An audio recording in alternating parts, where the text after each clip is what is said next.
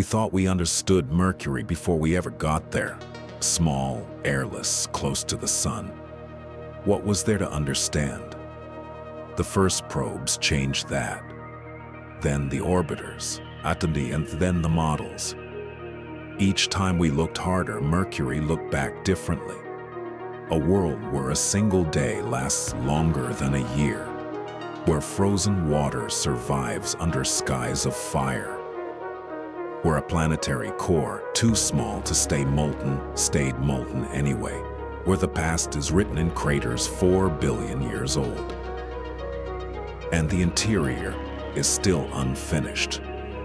Every answer Mercury gives us arrives with a question we weren't ready for. This is Mercury.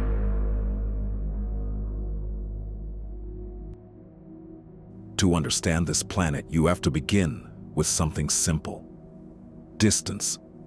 Mercury is the closest planet to the Sun, orbiting at an average distance of 58 million kilometers. That proximity means it is constantly exposed to intense solar radiation, more than any other planet. At local noon, the surface can reach temperatures above 430 degrees Celsius. Hot enough to melt lead. Hot enough to weaken steel. Hot enough to make survival impossible within seconds. At first, that seems straightforward. Closer to the sun means hotter conditions. That's intuitive. But Mercury immediately breaks that expectation, because as soon as the sun sets, the temperature collapses. Not gradually, violently, dropping to minus 180 degrees Celsius, colder than the coldest natural environments on Earth. A difference of over 600 degrees on the same world. That shouldn't happen so dramatically. Not unless something fundamental is missing. And on Mercury, something is an atmosphere, or more precisely, the lack of one.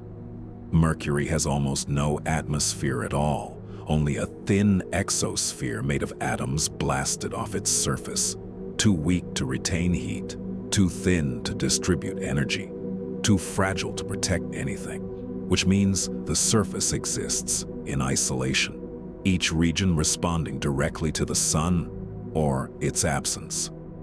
One side burning, the other frozen, with no system to balance the two. But Mercury doesn't just challenge our expectations about temperature, it challenges our understanding of time. On Earth, time feels stable. A day is a rotation, a year is an orbit. But Mercury introduces a strange relationship between the two. It rotates slowly, very slowly. One rotation takes 59 Earth days. But its orbit is much faster, only 88 Earth days to circle the Sun. This creates a resonance, a precise mathematical relationship. For every 2 orbits, Mercury rotates 3 times. And the consequence of that is something you would not expect to see in a sky. If you stood in Mercury's surface, the sun would rise, move slowly upward, then stop, reverse direction, move backward, pause again, then continue forward. The sky would not behave normally. It would feel unstable, as if time itself were glitching. And when you measure it properly, a full solar day on Mercury, sunrise to sunrise, lasts 176 Earth days, twice as long as a year, which means something that feels impossible. On Mercury, a day is longer than a year. That alone would make it alien. But Mercury keeps going, because it is also completely exposed.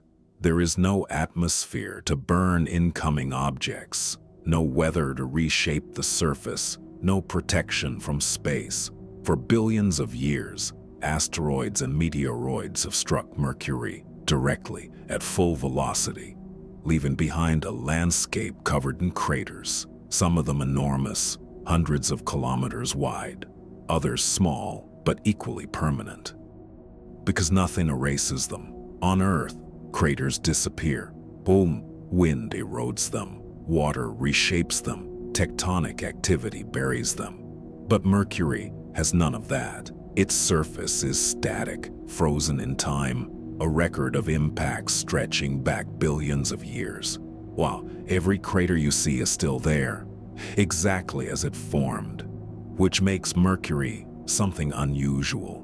Not just a planet, but a historical archive, a preserved memory of the early solar system. But then, Mercury contradicts everything again, because despite all this heat, despite being closest to the sun, it contains ice, not theoretical ice, not temporary ice, stable deposits of water ice at the poles, inside craters that never see sunlight. These regions are permanently shadowed. The sun never reaches them, not once in billions of years. And inside that darkness, temperatures remain low enough for ice to survive indefinitely, which creates one of the strangest contradictions in the solar system. A planet close enough to melt metal and cold enough to preserve ice at the same time, in different places, on the same surface. That shouldn't feel stable, and yet it is. But the deeper mystery of Mercury is not on the surface, it's inside. Because Mercury is far denser than it should be. For its size, it contains an enormous iron core, taking up roughly 85% of the planet's radius. That is not normal. Other planets have cores, but not like this. Mercury's core dominates the planet, which raises a fundamental question. Why is there so little else? Where did the rest of the planet go? Because planets don't normally form this way. They don't start as almost pure metal. They evolve into layered structures: core, mantle, crust, balanced. But Mercury is not balanced. It is core heavy, as if something removed the outer layers and left only the dense interior behind. One leading theory suggests a massive collision. Early in Mercury's history, a large object may have struck it with enough force to strip away much of its outer material, blasting it into space and leaving behind the metallic core. What we see today may not be the original planet. It may be what survived, a remnant, a fragment, the exposed interior of something larger. And that changes everything, because it means Mercury is not just extreme, it is incomplete. And even now, it hasn't fully stabilized. As its massive core cools over time, the planet is shrinking, slowly contracting, pulling its surface inward, creating massive cliffs known as lobate scarps, some stretching for hundreds of kilometers. Towering features formed not by impact, but by compression. The entire planet getting smaller, very slowly, over billions of years. Almost like it is still adjusting to whatever happened in its past. And all of this exists on a world that appears completely still. No atmosphere, no storms, no visible motion. From a distance, Mercury looks quiet. But that quiet is misleading, because everything about it is extreme. Its temperature, its motion, its structure, its history. Oh, and the contradictions keep adding up. A planet that is both burning and frozen. A world where time behaves strangely. A surface that never forgets. An interior that suggests violence. And a structure that doesn't match expectations. Mercury isn't dramatic. It doesn't announce itself. It doesn't look dangerous. But it quietly breaks the rules in ways that only become clear when you look closely. And maybe that's what makes it so unsettling. Not what we can see, but what we can't fully explain. Because everything about Mercury points to a past that we don't completely understand. A past that involved forces powerful enough to reshape an entire planet and leave behind something that doesn't quite fit with the rest of the solar system. Mercury is not just close to the sun, it's close to the edge of what we understand. and whatever turned it into what it is today is no longer visible. Which leaves us with one final question, not about what Mercury is now, but about what it used to be. Because if this is what remains, then something enormous is missing.